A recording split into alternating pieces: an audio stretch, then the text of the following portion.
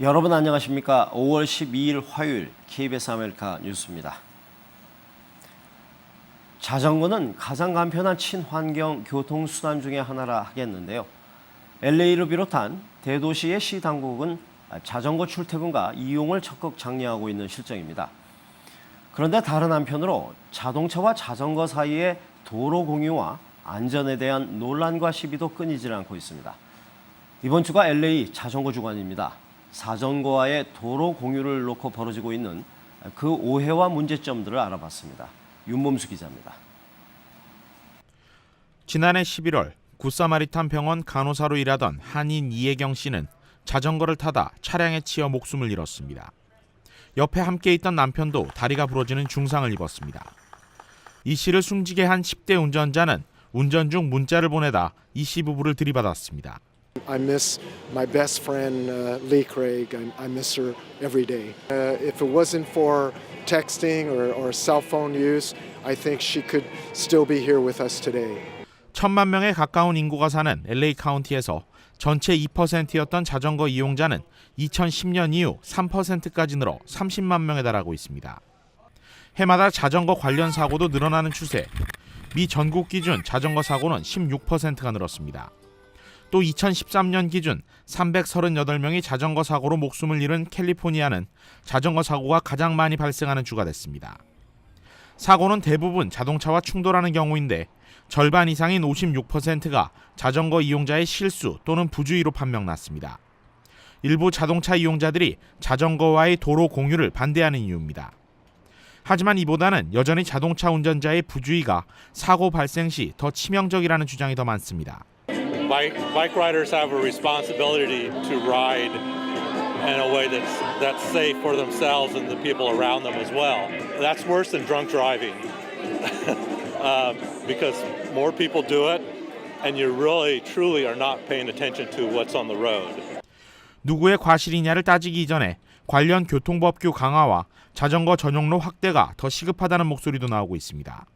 캘리포니아주 도로교통법상 자전거의 일반 도로 공유는 합법으로 여기에 18세 이상 성인의 경우 헬멧과 안전장비 없이 자전거를 타도 위반이 아닙니다. 또 LA 카운티 전체 도로 중 자전거가 진입할 수 있는 곳은 38%, 전용로가 그려져 있는 도로는 20% 미만입니다. 현재 캘리포니아 주의회는 좀 더 안전한 환경 속에서 자전거를 탈 수 있도록 하는 법적 규제 방안을 검토 중입니다.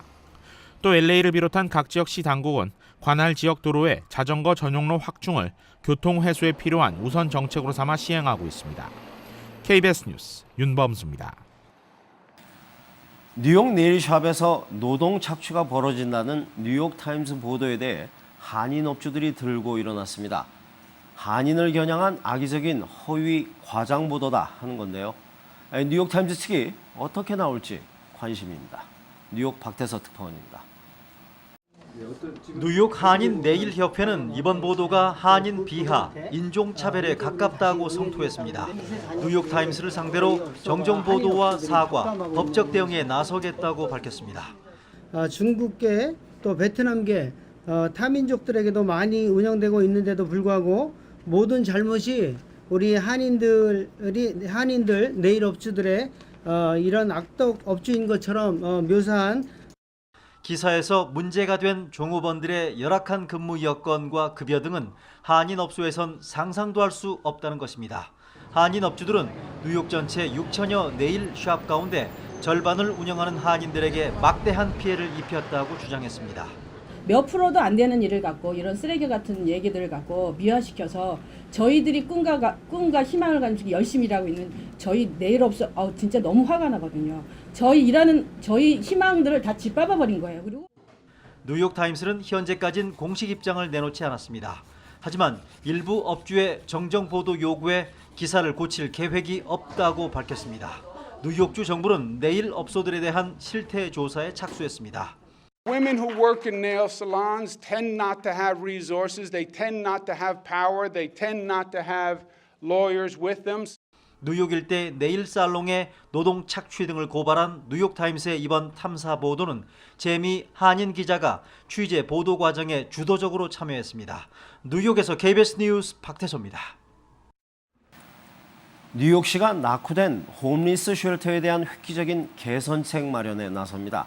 470만 달러의 예산을 추가로 확보해서 특별 개선 대책본부를 운영할 방침입니다. 김일강 통신원입니다. 뉴욕시 홈레스 쉘터를 이용하는 인원은 현재 5만 9천여 명. 낙후된 시설과 보건 문제가 지난 수십 년간 지속되어 온 논란거리였습니다. 뉴욕시가 이에 대한 개선 작업에 착수합니다. This is a facility that serves homeless families and ensures that they have a good place to live while they deal with such great challenges. 뉴욕시는 새로운 회계년도에 470만 달러의 예산을 추가 확보하고 관련 부서들을 묶어 홈리스 쉘터 특별 개선 SWAT팀을 운영한다는 계획입니다. So these SWAT teams are necessary because we're not dealing with a problem that just started in the last year or two. We are dealing with a problem that is decades old and has gotten worse for several reasons. 쉘터에서 발생되는 모든 상황에 최대 7일 내에 대처하는 시스템도 구축할 계획입니다. Some examples of the issues that we would find that can be fixed within 7 days. They can just go out and actually take care of it, or the provider can do the same as well. 이번 홈레스 쉘터 개선 프로젝트는 오는 7월 1일부터 시작됩니다. 뉴욕시의 사회적 아킬레스건 같은 홈리스 문제.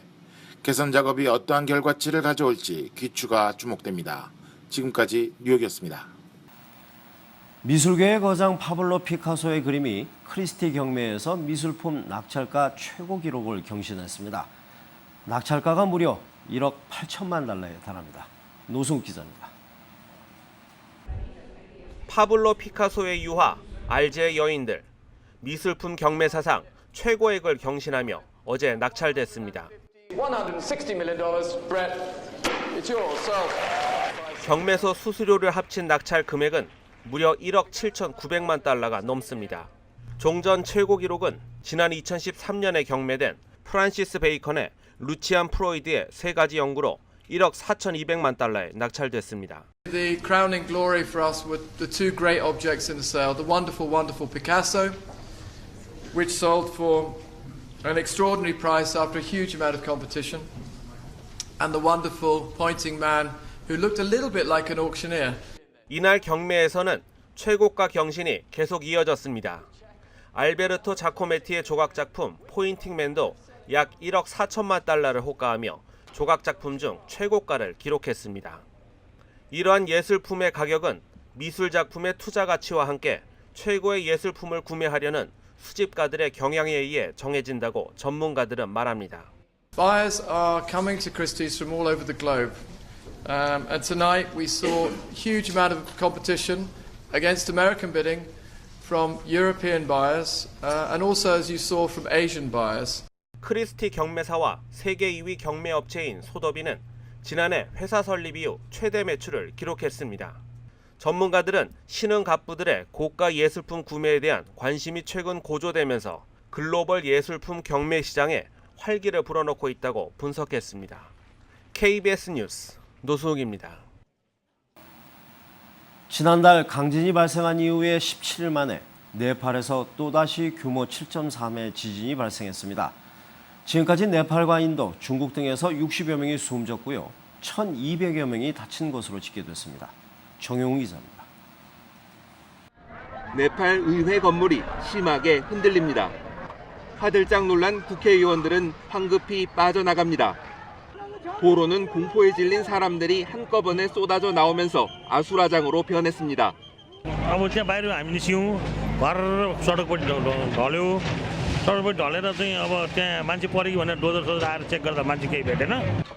현지 시간으로 어제 오후 12시 50분쯤 네팔 카트만두에서 북동쪽으로 80km 정도 떨어진 호다리 지역에서 규모 7.3의 강진이 또 발생했습니다. 지난달 25일 규모 7.8의 강진이 발생한 지 17일 만입니다.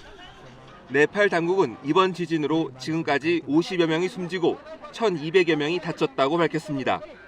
하지만 취약한 건물이 많은 데다 산간 지역에서는 산사태가 이어져 사상자는 더 늘어날 것으로 보입니다. 네팔과 인접한 인도와 중국에서도 20명 가까운 사망자들이 발생했습니다.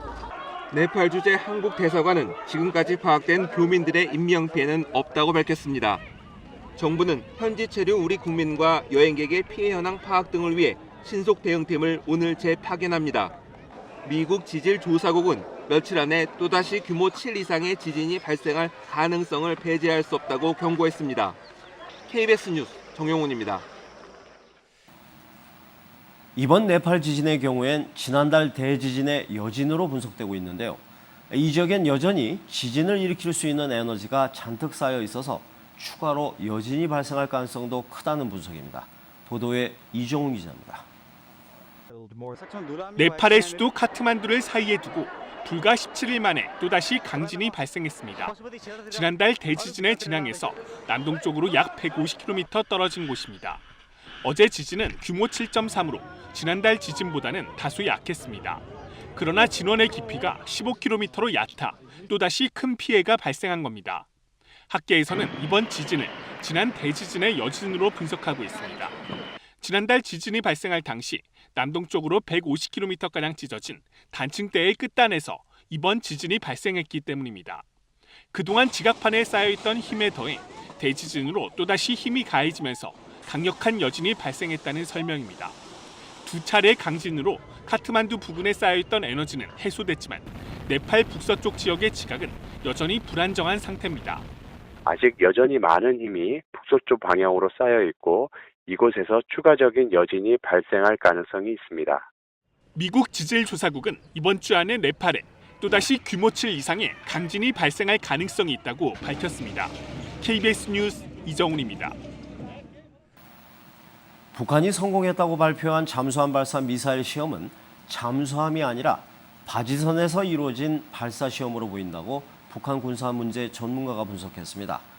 워싱턴의 외교 소식통은 SLBM 관련 북한의 사출 시험이 성공했다는 사실은 한미 국방당국이 함께 확인한 사항이라고 밝혔습니다. 워싱턴 이강덕 특파원입니다.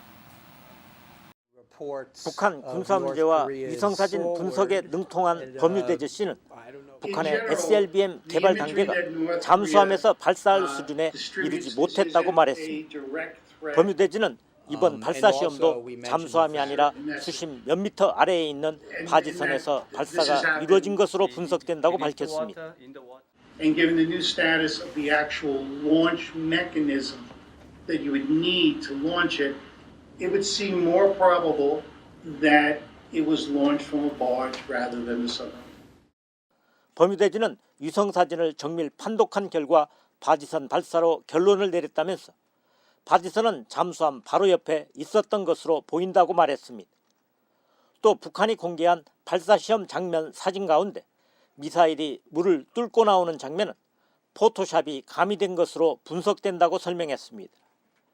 버뮤데즈는 북한의 이번 시험은 사출 성공에 초점을 맞춘 것이며 미사일은 기술적 초기 모델로 보인다고 덧붙였습니다. 이와 관련해 워싱턴 외교소식통은 북한이 사출 시험에 성공했다는 것은 위성과 신호정보 등을 종합해서 한미양국이 함께 결론을 내린 사안이라고 밝혔습니다. 워싱턴에서 KBS 뉴스 이강덕입니다. 오늘 뉴욕 증시는 하락 마감했습니다. 원달러 환율은 1,090원 80전입니다.